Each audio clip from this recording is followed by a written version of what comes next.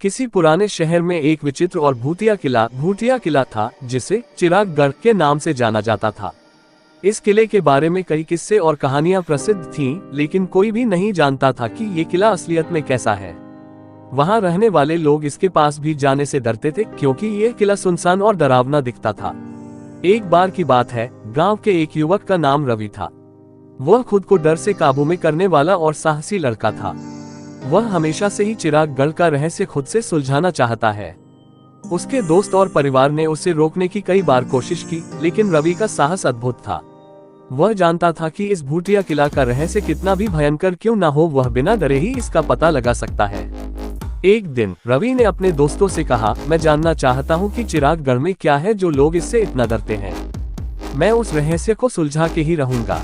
उसके दोस्तों ने उसे रोकने की बहुत कोशिशें करते रहे, लेकिन रवि का आत्मविश्वास बहुत ही ज्यादा था। उसने अपना काम चालू किया और रात भर चिरागगढ़ के पास वक्त बिताने लगा।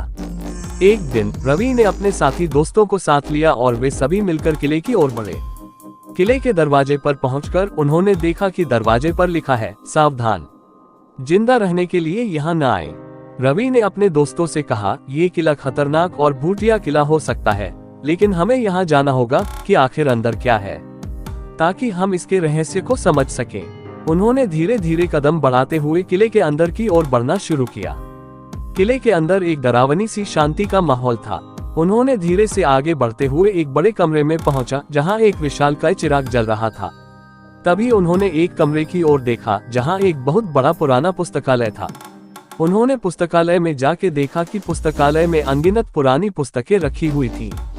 उन्होंने एक पुस्तक उठाई और देखा कि यह एक प्राचीन डायरी थी, जिसमें एक यात्री ने इस किले में हुए अपने अनुभव के बारे में लिखा था।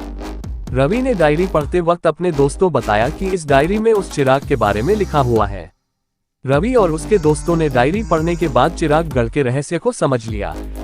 किले के अंदर वह चिराग शक्तिशाली मंत्रों और जादू से बंधा हुआ है, जिसे एक प्राचीन योगी ने बनाया था। इस कारण से ही यहाँ डरावनी आवाजें आती है।